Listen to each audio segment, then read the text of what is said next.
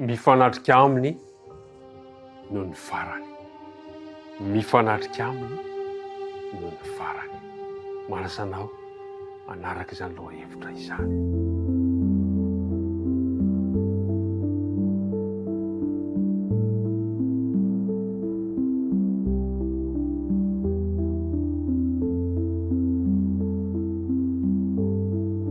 Miarabantsika rehetrarehetra indray.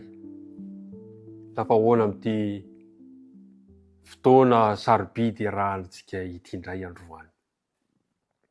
Misaotranao mandrakariva mifatokinao. Misaotra mifandavantena, fanolorantena. Tsy ho very maina izany. Miarabantsika ihany koa izay sambany fomba miaraka amin'izao fandarana izao.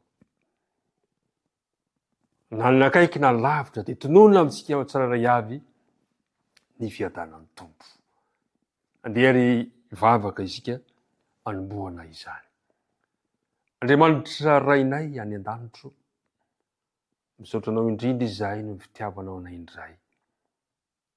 Ka afaka hiaraka andinika ny teninao amin'izao ora izao. Mamela ny hilokay, mamindrafo aminay. Mangataka ny fahalaina masina ary izay mba hirotsaka ty am-poninay, ka mampianatra anay ny teninao. Tononinay sy angatanay ny vavaka, noho ny amin'ny anaran'i Jesosy. Amen. Ny andininy natao dadiana andoha tomboka indray, efa nanomboka omaly izy io, ao amin'ny Jaona 1:7 ka ny andininy 2. Ry malala. Ankehitriny aza dia zanak'Andriamanitra isika.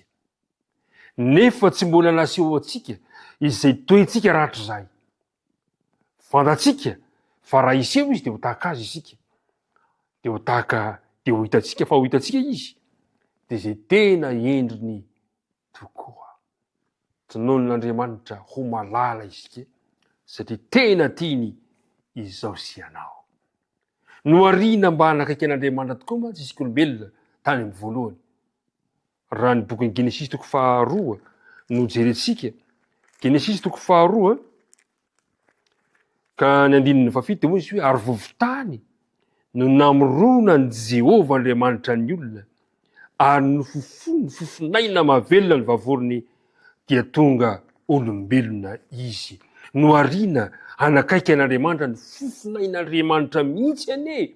No nomeny antsika ny tanany mihitsy ane. No namolavola antsika tsirairay avy. Zava-dehibe izany. Nomen'Andriamanitra antsika ny zavatra rehetra mba hamerenana amin'ny laon'ny fifandraisana amin'izay tapaka. Noho ny fahotana mantsy dia tapaka izay fifandraisana izay. Ao amin'ny Jaona 2:7 andininy 9:10 dia manao hoe fa toy izao no nitiavan'Andriamanitra izao no tontolo izao. Nomeny ny zanalay tokana mba tsy ho very izay rehetra mino azy, fa hanana fiainana mandrakizay. Nomeny ny zanalay tokana. Ary tsy izany ihany, fa izao voalaza ao Mpitoroteny 2:7 tapany voalohany. Mpitoroteny 2:7 ka ny andininy 1:10 tapany voalohany. Ny zavatra rehetra samy natao no miendrika amin'ny fotoany avy, ary mandrakizay dia efa natao ny tao am-po. Tsy mba tao anaty fikasan'Andriamanitra zany na tonga antsika olombelona niara-ny fahafatesana, fa mandrakizay aza efa nataony tao am-potsika. Saingy tsy takatry ny sain'ny olombelona izay nataon'Andriamanitra tamin'ny voalohany ka hatramin'ny farany niodina izy. Dia nisy ilay fifanandrinana lehibe dia nanjary voafoaka izany fifanandrinana izany koa isika tsirairay avy. Mpiara-midinika namana, matetika isika no tsy miato-kely na mitsaina kely akory izany nataon'Andriamanitra ao antsika izany, mba hamerenana amin'ny laon'ilay fifandraisana tian'Andriamanitra isy eo amintsika tsirairay avy.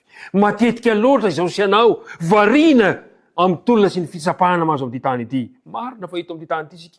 Kanefa dia hoy Paoly ao amin'ny Filipiana 2:20 manao hoe fa ny fanjakantsika dia any an-danitra ary avy any miandrasantsika mpamonjy dia Jesosy Kristy tompo izay anovany tena fietretenantsika ka hitovy endrika amin'ny tenany voninahiny araka ny fiasa ny heriny izay mampianaiky ny zavatra rehetra ho azy. Mila jery zany nataon'Andriamanitra izany sika. Ry mpiara-midinika namana, ho avy ny fotoana nefa hifanatrika amin'ny any sika amin'ny farany. Ary izao ny voalaza ny apôstôly Jaona ao amin'ny Apokalipsy 4:10 ka ny 9:10 izay manao hoe arindro nahita rahona fotsy aho. Napahitana Jaona nahita rahona fotsy aho. Ary nisy tahaka ny zanak'olona nipetraka teo amin'ny rahona, izay nisatroka satroboninahitra volamena sady nitana fitsinjana maranitra eny amin'ny tanany. Nahita Jaona fa hisy rahona kely isio amin'ny lanitra, dia ifa mihamanatona ary hitany Jaona ho hitantsika fa eo ambonin'io rahona io no hipetrahan'ilay zanak'olona Jesosy Kristy izany.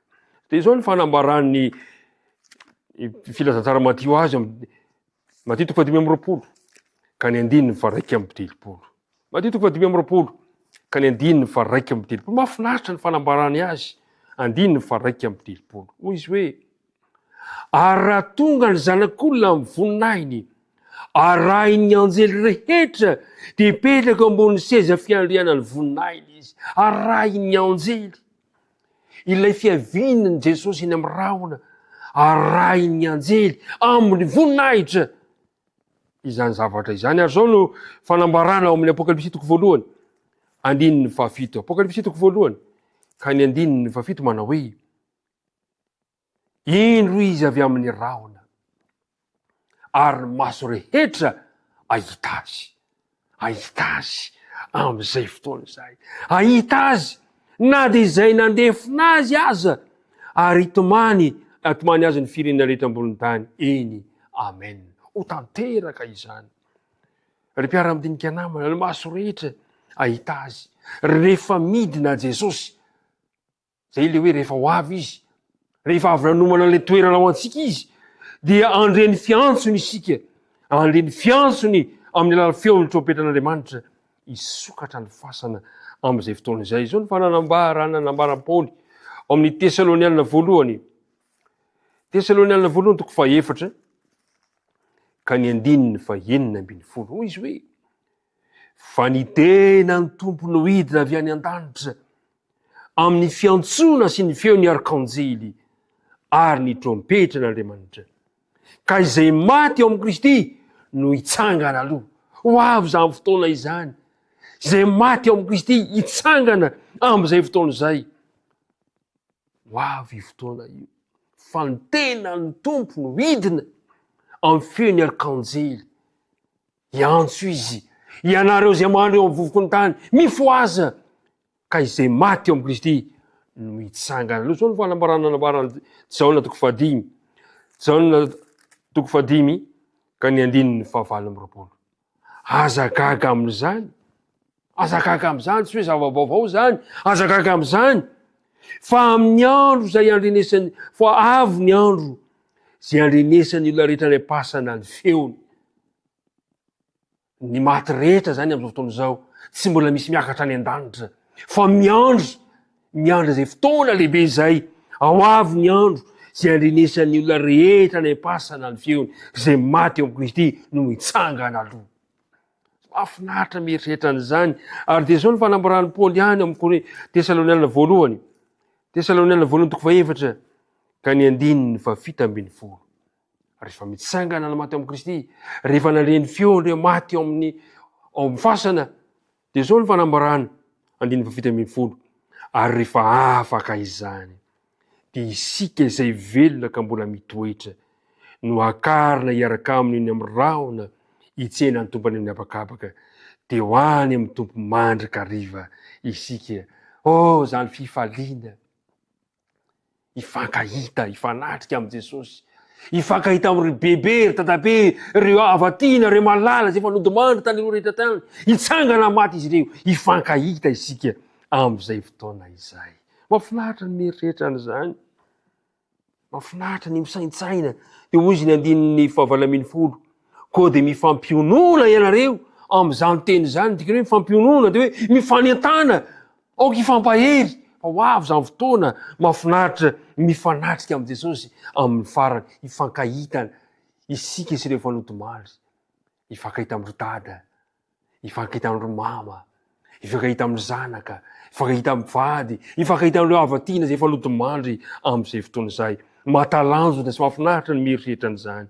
Indray androany dia ahitan'i Jesosy, tena ahita azy isika, andreny feony isika, hifanatrika aminy, ho hitantsika izy. Azosika antoka izany satria mahatoky Andriamanitra marina amin'ny teny fikasana. Izao no voalaza ao amin'ny Apokalipsy 2:20 ka ny 9:20 dia hoy izy hoe, ary hoy izy tamiko, mahatoky sady marina ireo teny ireo. Ahoana hoy izy? Mahatoky sady marina ireo teny ireo. Ary ny Tomban'Andriamanitra ny fanahy mpaminany, naniraka ny anjeny any amin'ny mpanompotra izay zavatra tsy maintsy ho tonga faingana. Mahatoky sady marina ireo. Ahitan'i Jesosy isika amin'izay fotoana izay. Ary mpiara-midinika namana, tsy ho very maina amin'ny fotoana ny andrasantsika an'i Jesosy. Tsy ho very maina amin'ny fotoana lantsika takan'izao. Tsy ho very maina ny vavaka natao tampaharetana.